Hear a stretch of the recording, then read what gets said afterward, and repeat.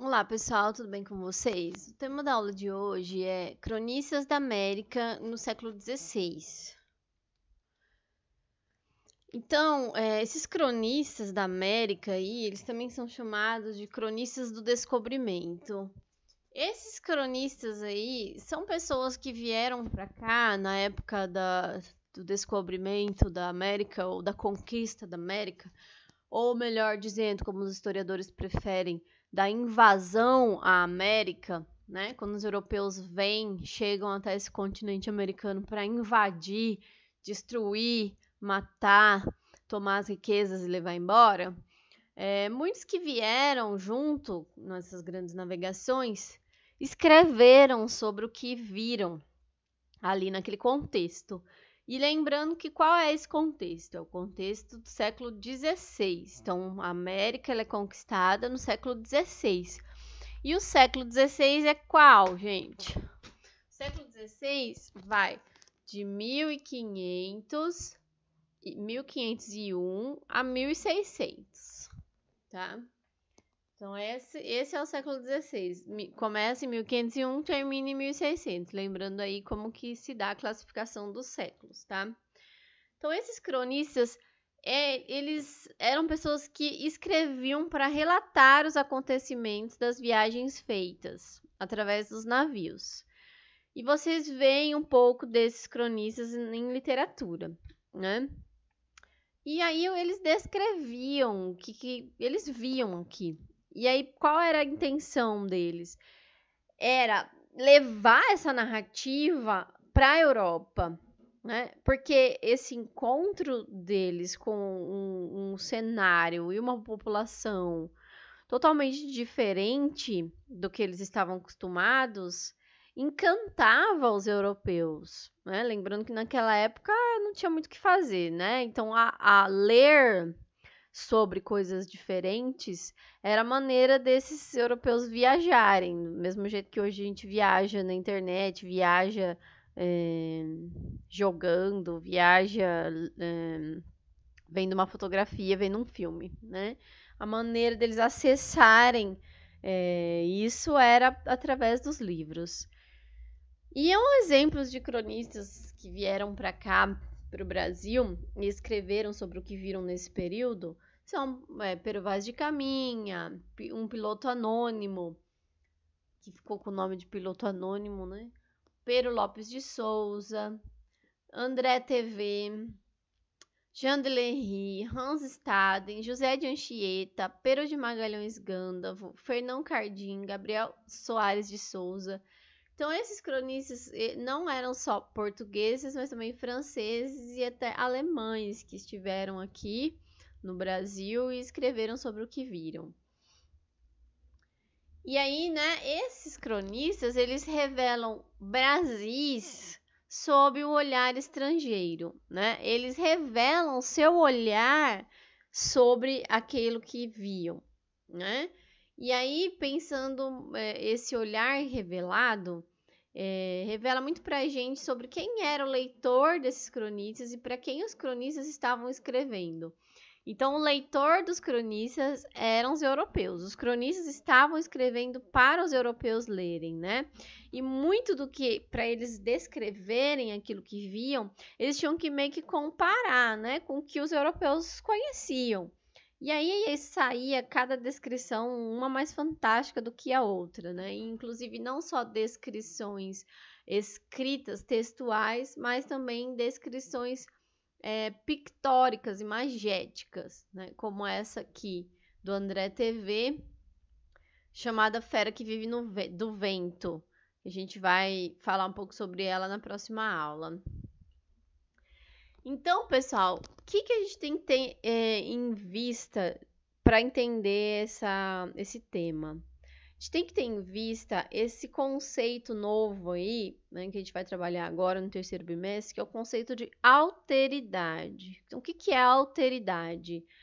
Alteridade é uma palavrinha que vem de alter, que no latim significa outro, o outro, né? Então, alteridade, caráter ou estado do que é diferente, distinto, que é outro, que se opõe à identidade, ao que é próprio e particular, que enxerga o outro como um ser distinto, diferente.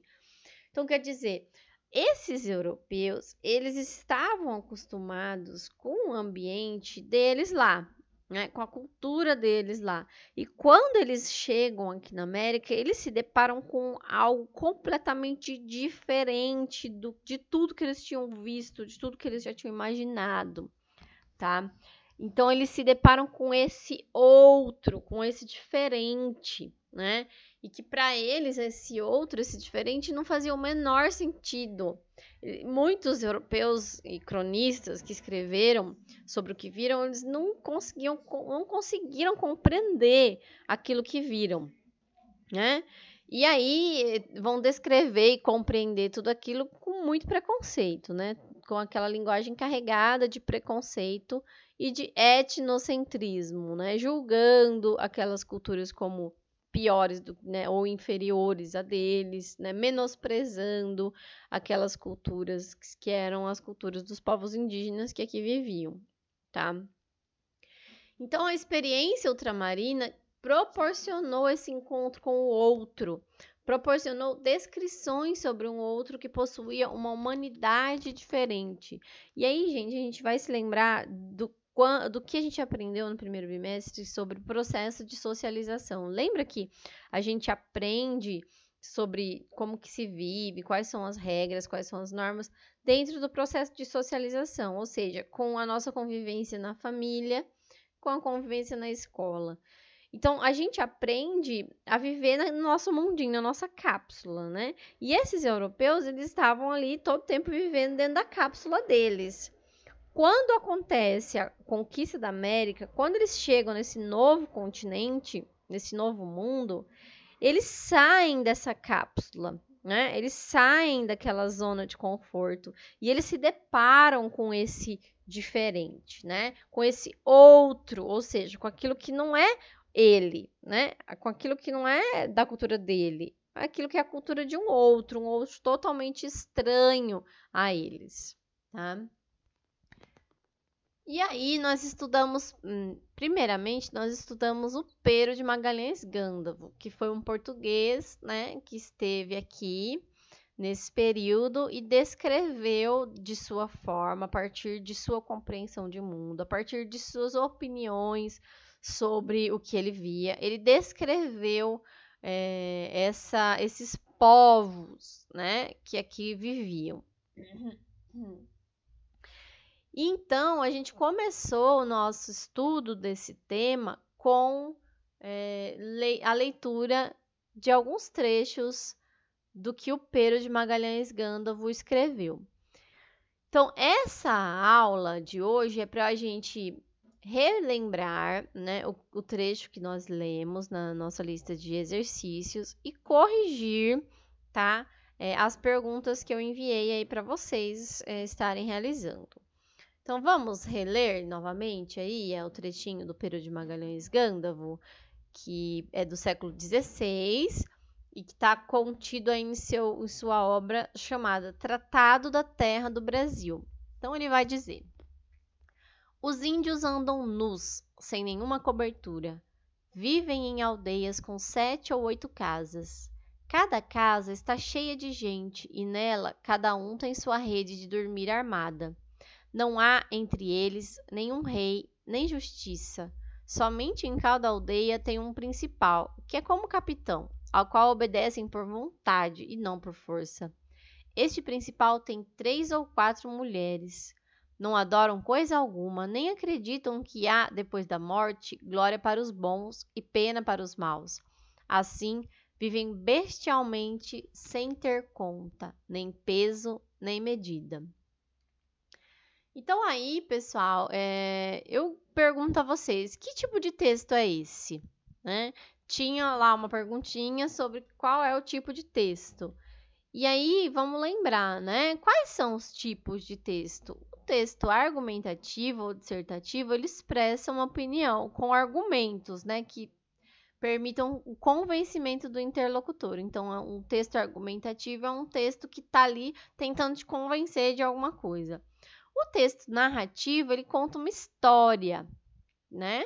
Ele vai contar uma história. O texto descritivo, ele descreve as características de lugares, pessoas ou objetos. Lembra quando vocês fizeram aquele exercício de etnografar, de descrever o que acontecia na rua da casa de vocês? Então, vocês fizeram um texto descritivo, né? Vocês não contaram uma história, vocês não relataram um acontecimento. Vocês descreveram como era, né? Se tinha ou não movimento, se era no sítio ou não era, se tinha asfalto ou não, né?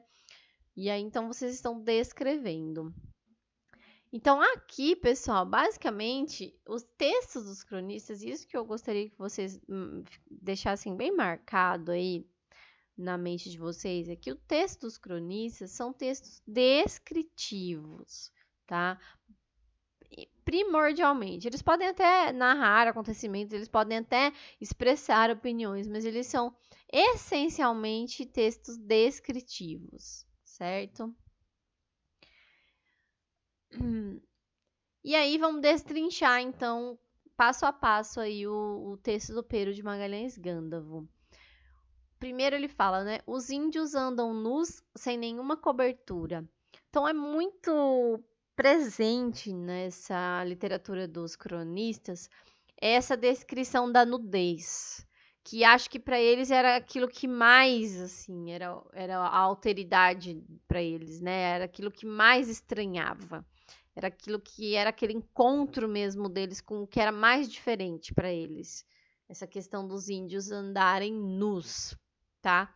E aí eles não só, eles exploraram muito isso, como eles também colocaram muito sua opinião sobre essa questão, né? Sobre essa questão que era uma prática cultural, não é verdade? Então, nessa parte, o autor ele vai se restringir a descrever o modo de vida dos nativos, fazendo referência à sua nudez, tá? E aí, gente, lembra que vocês tinham que classificar se essa descrição do Pero de Magalhães Gândavo tinha ou não julgamento, né? E se era ou não etnocêntrica, tá? Então, vamos ver aqui o que o Arley colocou, que eu achei muito legal, que ele falou assim, ó, a cultura dos índios era ficar nus, e o colonizador era acostumado com roupas, por isso eles se achavam superiores aos índios, tá? Então, perceba, né? É sim um texto carregado de etnocentrismo, tá? Não só nessa parte, mas no teor geral aí do texto. É um texto carregado de etnocentrismo. Ele está comparando, né, essa cultura com a cultura dele, com o modo de vida dos europeus, comparando o modo de vida dos indígenas com o modo de vida dos europeus, só que colocando como se o modo de vida dos europeus fosse melhor, né? Então, quando isso acontece, trata-se de etnocentrismo, né? E aí o que eu achei bacana é que o Arley já pontuou com essa palavrinha aqui, a cultura, né? Então, cultura, exatamente, esse é o tema que a gente vai trabalhar agora no terceiro bimestre, certo? Nós vamos trabalhar esse termo aqui, cultura.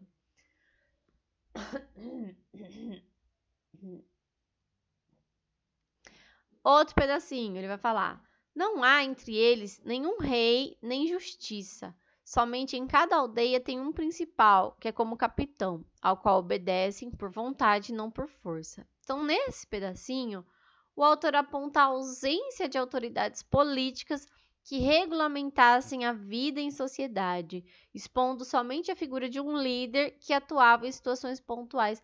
Então, quer dizer, quando ele vai dizer que não tem rei nem justiça, ele está dizendo que ele está menosprezando esse povo. Ele, na verdade, ele não está entendendo, né, que ali deve ter alguma regra, deve ter alguma forma de regra ali, só que não é como a dos europeus. E já que não é como a dos... Como que era dos europeus? A presença de um rei, né, naquele período. Como não existia um rei, ele vai dizer que não tem, né, justiça, não tem regra, tá? Então, ele vai pontuar isso, certo? Com essa questão dessa ausência de autoridades políticas. No outro pedaço, esse principal tem 3 ou 4 mulheres. Então ele tá. O que significa ter 3 ou 4 mulheres? Ter 3 ou 4 esposas, né? Ele assinala a prática da poligamia.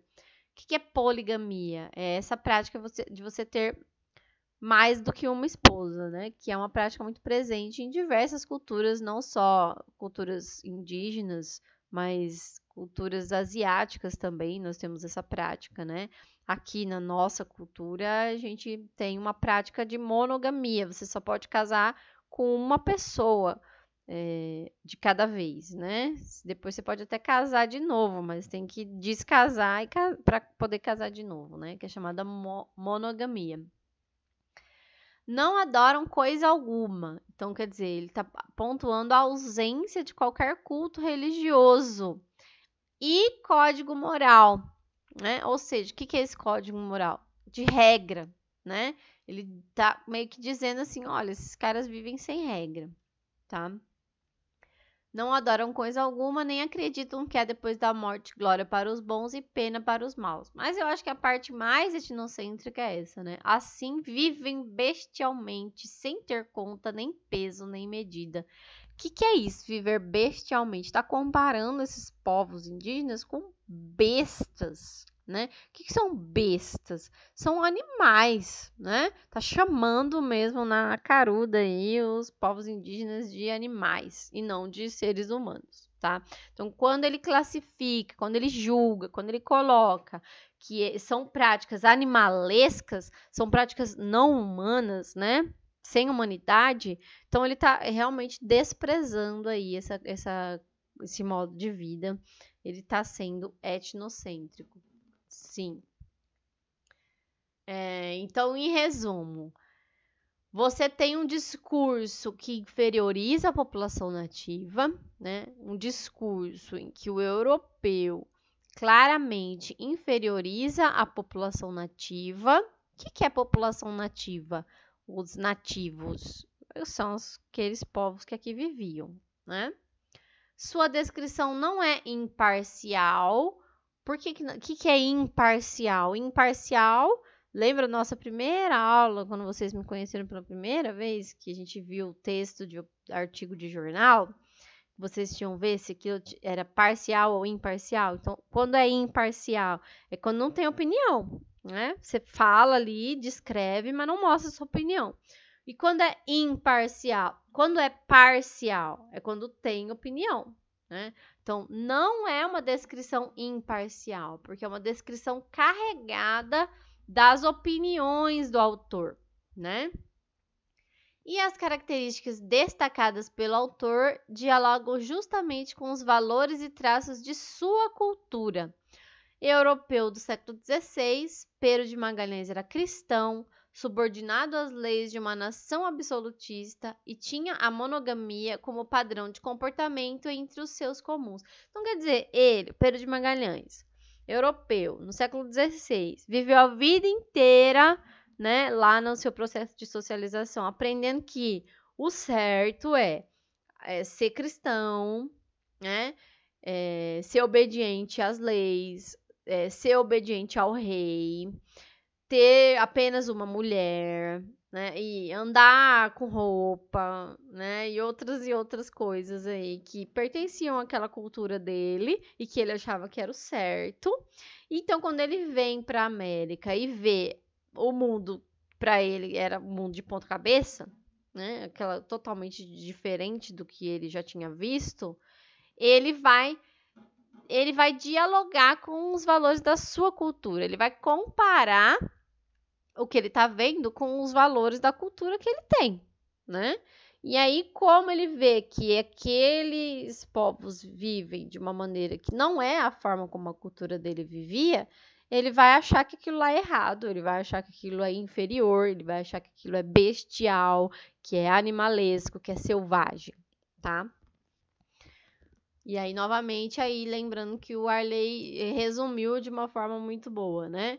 A cultura dos índios era ficar nus, e o colonizador era acostumado com roupas, por isso eles se achavam superiores aos índios, né? E não só essa questão da nudez, mas qualquer outra coisa. A cultura dos índios era uma, a dos colonizadores era outra. O colonizador estava acostumado com uma coisa totalmente diferente e por isso eles vão se achar superiores, né, a aquilo que eles estavam vendo ali, aquilo que eles se depararam. Ou seja, eles não tentaram, não todos, tá, gente? Mas aqui, o Pero de Magalhães Gandalf, ele não fez um esforço de tentar compreender, né, aquele modo de vida como uma cultura diferente.